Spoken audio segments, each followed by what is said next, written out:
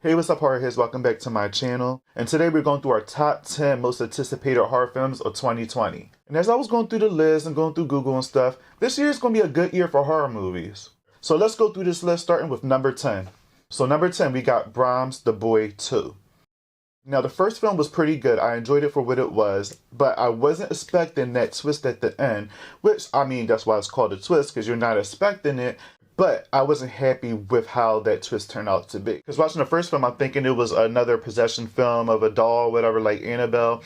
And, you know, I kind of went in thinking that's what it was. So I am kind of happy that it wasn't that. But the ending that we got, I still didn't really care for it too much. Some people did, but I didn't care for it. So I was like, this movie doesn't really need a sequel once I heard it was getting one.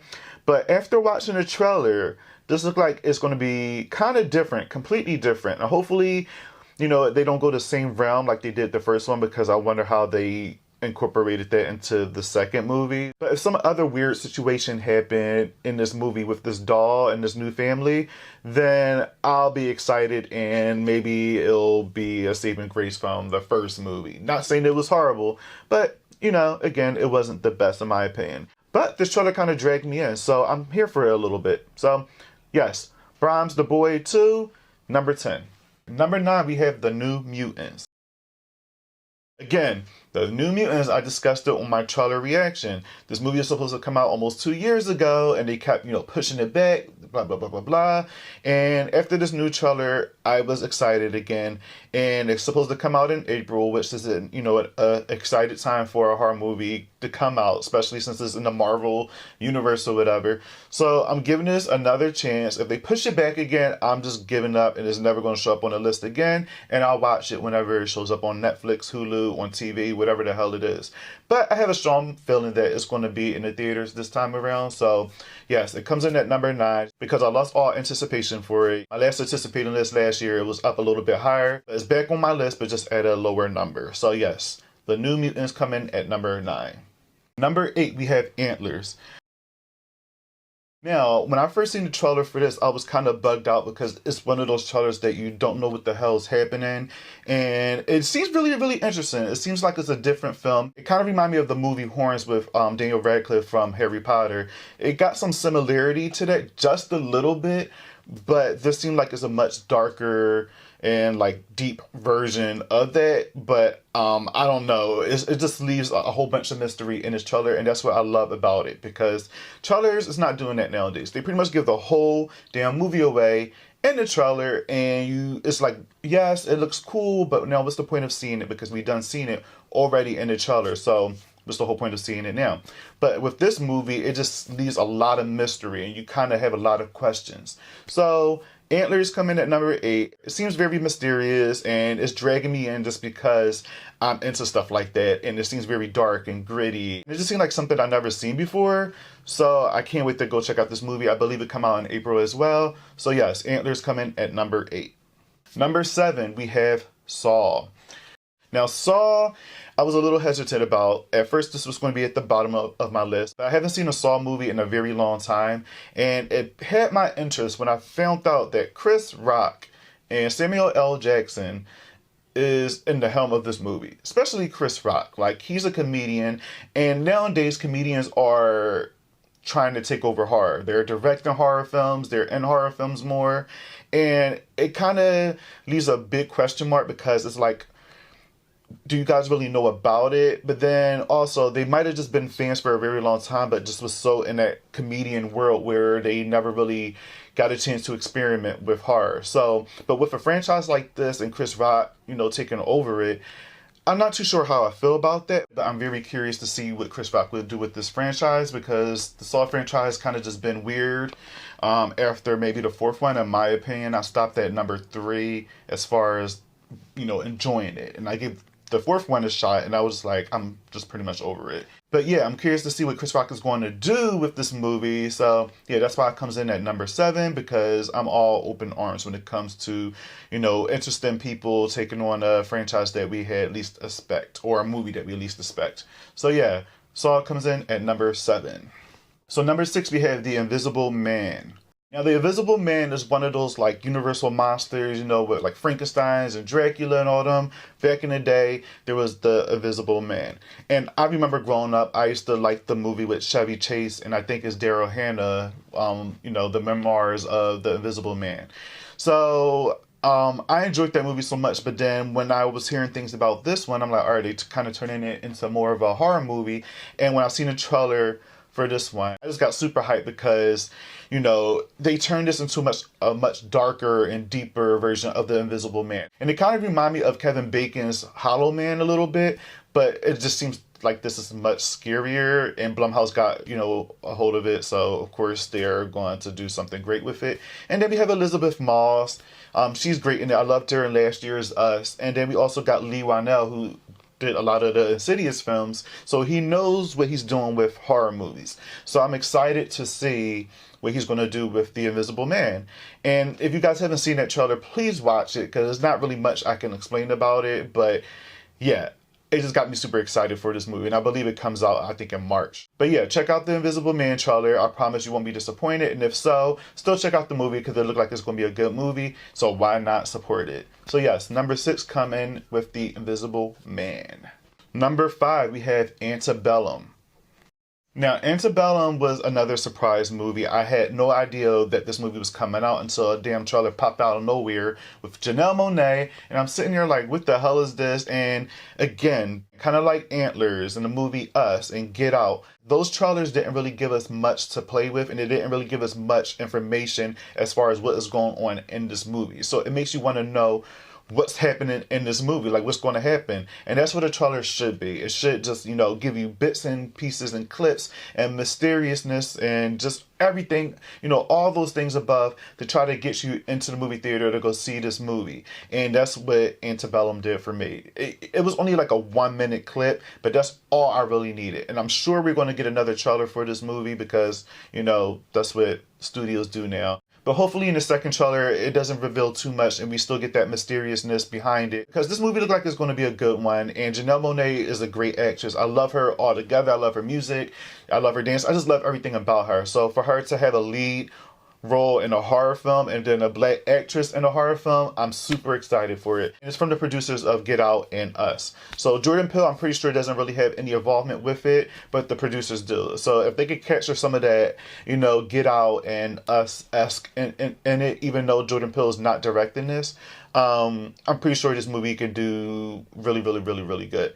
And hopefully, again, they don't reveal too much in the second trailer, and this movie, when we get it, when the movie drops, we all be surprised when we go see this in the theaters, and hopefully it does really, really good, and hopefully it's a great movie. So yeah, number 5, Antebellum, because it looks just that good in my opinion. Number 4, we have A Quiet Place 2. Now, I did my trailer reaction for this too, and I love the first A Quiet Place. That first film made me go through so many emotions because I had so many problems with the characters, the decisions that they were making, and I just couldn't take it. But overall, it was a great suspenseful film. I didn't really care for the monsters too much. I wish they wasn't, you know, CGI too much, but, you know, we live in a world with CGI now, so, you know, I guess we just got to take what we can get. Other than that, we have A Quiet Place 2 that's coming out this year, and I'm excited for it. The trailer looks super good. I guess we're going to get more of a story. Hopefully we get more a behind-the-scenes story of the monsters and the reasons the way they are, and, you know, just hopefully that we just get some answer to this. But I have a feeling that we're not. I have a feeling that it's going to just like lead into a part 3, and it's going to leave it as a cliffhanger. Because this film is supposed to take place right after the first one, where, you know, you have the mom and the kids left to survive on their own, and the whole concept of the movie is just being quiet, not making any noises, so the monsters can't hear you because they're blind, so they go based off of sound. So if they hear you, you're pretty much done for. So hopefully, you know, this movie lives up to the hype and the trailer, and I can't wait to see A Quiet Place 2. So yes, A Quiet Place come in at number 4. So number 3, we have The Conjuring 3, The Devil Made Me Do It. So the Conjuring universe is, you know, a whole situation of its own. A lot of people find it problematic with, you know, the spinoffs like Annabelle and The Nun and all that other stuff.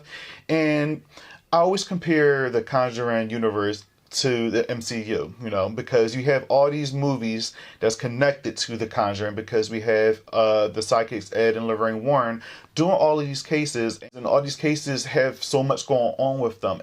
And it's to the point where they're introducing them in The Conjuring 1 and 2, and people want to see more of those cases and more of those characters. Like, for instance, on The Conjuring 2, they introduced the nun, and the nun was terrifying as hell. And they became very, very popular to the point where the nun got his own spinoff. And with the Annabelle, you know, Annabelle's introduced on the first Conjuring, and, you know, now we got 3 Annabelle movies, and not all of them are a success, but they're still scary, they're still terrifying, and a lot of people love Annabelle. So The Conjuring is great for popping out all these babies every time it comes out with a new movie. And, you know, now there's talks with, you know, from The Conjuring 2 as well, the Crooked Man getting his own spinoff, which I hope not, because I just didn't like the CGI they used on The Conjuring 2, but that's just another story. But if they're going to do a Crooked Man story, hopefully no CGI is going to really be used. But The Conjuring movies as itself are always good to me. I love the first one, I love the second one, and the third one I feel like I'm going to love just as much. They're always going to be better than the Annabelle movies, and, you know, the Nun movies and the Curse of La Llorona. And I'm just excited because this kind of started everything, and I'm just curious to see what story they're going to take on next. But as I was doing my research, they did a case on another guy who felt like he was possessed by the devil, and, you know, he's trying to kill people. I think he did actually kill somebody. So I think the case is going to be based off of him. And from what I'm hearing, there's theories out there. If you watch the end of The Nun, the character that seems to be possessed at the end of the movie, they saying that it's that character. And actually, I think it is that character, because I think at the end of The Nun, they did show that this man was possessed, and, you know, he was fighting his demons and things like that. So I don't know if he's going to get his own spinoff. I don't know. It can all be confusing, but it's only one way to find out, and the only way to find out is to watch this trailer and see what happens. So I cannot wait for that trailer to come out. So yes, number 3 is The Conjuring 3. So number 2, we have Candyman. Okay, guys, so Candyman is one of my favorite horror movies of all time. Got Tony Todd, Virginia Marsden, I think that's how you say her name. And I used to be so terrified of this movie when I was a kid. Like, to this day, I still don't even say Candyman in the mirror. I know it's fake, it's fictional, you know, I know Tony Todd, whatever, he's been to other horror movies. But that movie, just the atmosphere, the music, the story, you know, just how everything plays out in that movie is fucking terrifying. I watched it recently on Netflix, and it just brought back so many memories of me watching this movie as a kid and me almost shitting my pants. So I cannot wait for this new spiritual sequel, that's what they're calling it, to come out. And Jordan Peele, I believe, is producing it. And it's going to be a predominantly black cast, and I just can't wait for this movie to come out. I don't know. I'm just super excited about it. And I know they have Yahya Abdul-Mateen playing Candyman, but then there's back and forth saying that he's not, and then Tony Todd is back, he's playing Candyman. And when you go on IMDb, it's just, everything is just all over the damn place, and I can't take it anymore because I need answers. So the only way I can get answers is to see this trailer. So this trailer needs to be here today because the movie comes out in June, and I just need a sneak peek, I need a snippet, I need a teaser, I need something, because I'm excited for Candyman. And again, it's a spiritual sequel, so it's not a remake really, it's just kind of like Halloween, where it's like a sequel to the first movie in 1978, where this one, I guess, is the sequel to the movie that came out in the early 90s. So yes, Candyman is number 2 on my list. I'm super excited for this movie, and I need a trailer today. Like today. Number 1, we have Halloween Kills. Now, come on, guys. You know that Halloween Kills was going to be my number 1. I mean, I'm obsessed with fucking Michael Myers. Look at this. So, yes, Halloween is number 1. I love the 2018 version. It was a good movie. I had my problems with it.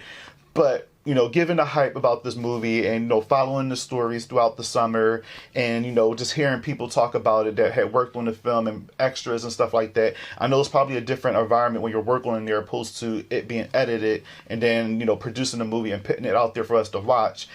But I'm just hoping with a title, especially a title called Halloween Kills, that Michael Myers is more savage in this.